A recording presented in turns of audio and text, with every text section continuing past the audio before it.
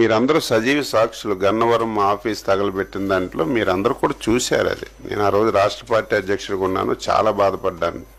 దేశ చరిత్రలో ఎప్పుడూ ఒక రాజకీయ పార్టీ ఆఫీస్ మీద ఇంకొక రాజకీయ పార్టీ వచ్చి దాడి చేయడం అనేది ఎప్పుడు చూడలేదు. ఆ రోజు అక్కడ పనిచేసినటువంటి కంప్యూటర్ ఆపరేటర్తో కంప్లైంట్ ఇప్పించాం. కంప్లైంట్ తీసుకున్నారు, రిజిస్టర్ చేయలేదు.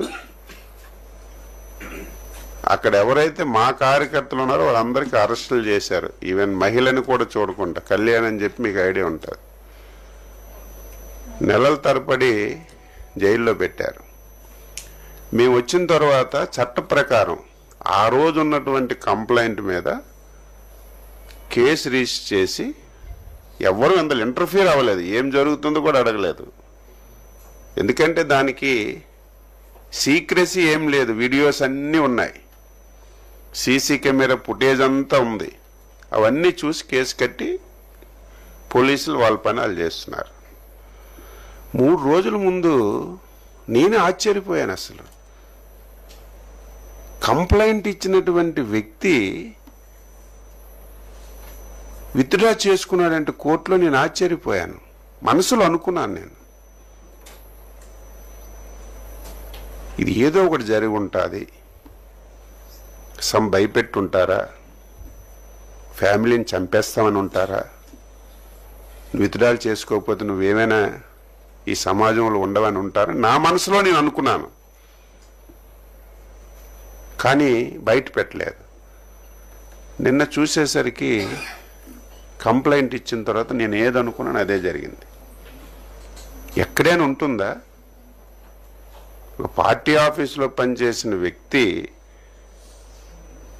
మొత్తం ఇష్యూ అంతా చూసినటువంటి వ్యక్తి కంప్లైంట్ ఇచ్చిన తర్వాత అందులో మేము అపోజిషన్లో అధికారంలో ఉన్న పాయింట్ గుర్తుపెట్టుకోవాలి. ఎంత ప్రెజర్ లేకపోతే, ఎంత ఒత్తిడి లేకపోతే, వాళ్ళ కుటుంబానికి ఎంత నష్టం చేస్తామనే ప్రయత్నం లేకపోతే ఆయన అలా ఒప్పుకోడు.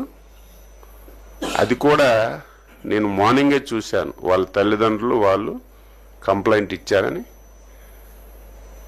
ఇది సీరియస్గా తీసుకోవాల్సిన ఇష్యూ కాబట్టి పోలీసులు వాళ్ళ పని వాళ్ళు చేసి అరెస్ట్ చేశారు. దీన్ని భూతద్దంలో చూడవలసిన అవసరం లేదు. మేము నిన్నే అధికారంలో లేవు. వచ్చి 8 మాసాలు కంప్లీట్ అయింది. మా కోపము, కక్ష, వెంటనే మేము దాడికి ప్రతిదాడి చెయ్యాలంటే 8 మాసాల సమయం మాకు అవసరం లేదు. మేము ఒక డెసిషన్ తీసుకున్నాం. చంద్రబాబు నాయుడు గారి ఆధ్వర్యంలో ఎన్డీఏ ప్రభుత్వం దాడికి ప్రతిదాడి అనేది రాజకీయాల్లో మంచిది కాదు. లాస్ట్ 5 years ఇలాగే చేసి రాష్ట్రం తీవ్రమైనటువంటి నష్టాల్లోకి వెళ్ళిపోయింది. ఈ 8 మాసాల్లో మేము ఈ ఆ చెవుల్లో దూది పెట్టుకున్నాం. మా కార్యకర్తలు తిట్టినటువంటి తిట్లకి మనం అధికారంలోకి వచ్చాం. 5 సంవత్సరాలు నరకం పడ్డాం. ఊచకోత కోశారు. మీరు అధికారంలోకి వచ్చి ఏం చేస్తున్నారని మమ్మల్ని కార్యకర్తలు బూతులు తిట్టినా, సోషల్ మీడియాలో తిట్టినా సరే దాడికి ప్రతిదాడి అనేది మంచి విధానం కాదు. అలాగని చెప్పి చేతకాని ప్రభుత్వం కూడా కాదు, చేతులు కట్టుకొని ఉండం. గత 5 సంవత్సరాల్లో జరిగిన ప్రతి సంఘటన మీద స్పష్టంగా ఎంక్వైరీ చేసి వాస్తవాలన్నీ కూడా తెలుసుకొని ఎవడు తప్పు చేసినా సరే విడిచిపెట్టే ప్రశ్న ఉండదని ముఖ్యమంత్రి గారు స్పష్టంగా చెప్పారు. అదే జరుగుతుంది.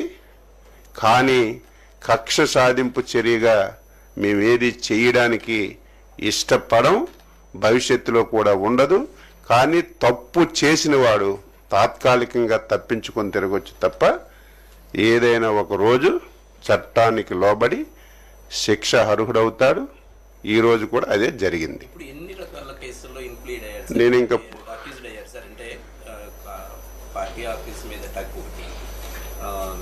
సాక్షిని థ్రెటన్ చేయడం ఇట్లా ఉన్నాయి కదా, కెన్ యు ఎలాబరేట్?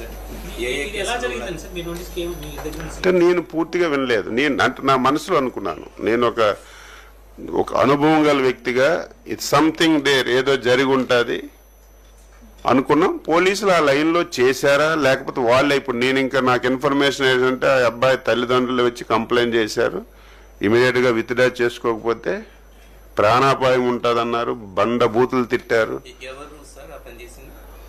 ఒక 5 పేర్లు చెప్పారు, అందులో మీకు తెలుసు కదా 5 పేర్లు ఉన్నాయని చెప్పారు. వాళ్ళ కంప్లైంటే, అందులో మనమేం సృష్టించింది ఏం లేదు, రిటర్న్గా కంప్లైంట్ ఇచ్చారు, దాని ప్రకారం ఎఫ్ఐఆర్ కోసం.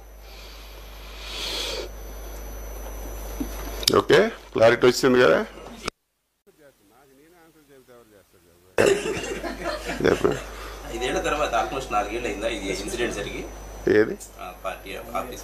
లేదు 1 year, election 2 months before, election 2 months ముందు. ఇది నాకు తెలుసు కదా, నేను అధ్యక్షులుగా ఉన్నాను కదా. ఎలక్షన్ 2 months ముందు. ఇప్పుడు కంప్లైంట్ చేయడం కాదు, ఆ రోజుతో ఇచ్చిన కంప్లైంట్ రిసిప్ట్ ఉంటే ఆ రిసిప్ట్ని పట్టుకొని ఈరోజు కంప్లైంట్ రిజిస్టర్ చేసి కేసు కట్టి ఎంక్వైరీ చేసి ఇవన్నీ వచ్చాయి. ఈలోపు అందరికీ బెయిల్స్ వచ్చాయి, యాక్టివిటీ నడుస్తుంది. ఇది కొత్త టిస్ట్ కాబట్టి కరెక్ట్గా దొరికిపోయారు. దీనిలో ప్రధాన ముద్దాయిగా ఏది సాక్షిని బెదిరించిన దాంట్లో ప్రధాన ముద్దాయిగా ఈయన ఉన్నాడు, అంతేనా సార్? అంతే కదా, నేను చెప్పలేదు కదా, నాకు తెలియదు, నేను చెప్పలేదు. వాళ్ళ కంప్లైంట్స్ లో 1, 2, 3, 4, 5 అని చెప్పి వాళ్ళ తల్లిదండ్రులు ఇచ్చిన కంప్లైంట్ ఎఫ్ఐఆర్ కోసారు. ఎఫ్ఐఆర్లు కోసారు కాబట్టి అందులో 1 ఇస్తే 1 అవుతాడు, 2 ఇస్తే 2 అవుతాడు, 3 ఇస్తే 3 అవుతాడు. మనకు తెలియదు తర్వాత అది. కానీ ఫస్ట్ ఆర్డర్ ఆఫ్ ప్రయారిటీలో 1, 2, 3 అని ఉంటుంది. వాళ్ళు ఎఫ్ఐఆర్ ఏంటంటే కంప్లైంట్ ప్రకారం కడతారు. ఇన్వెస్టిగేషన్లో ఎవరు ముందు ఎవరు వెనకనేది, ఎవరు డైరెక్ట్గా పాల్గొన్నారు, ఇవన్నీ తర్వాత ఉంటాయి, ఇన్వెస్టిగేషన్లో తేలుతాయి అవన్నీ.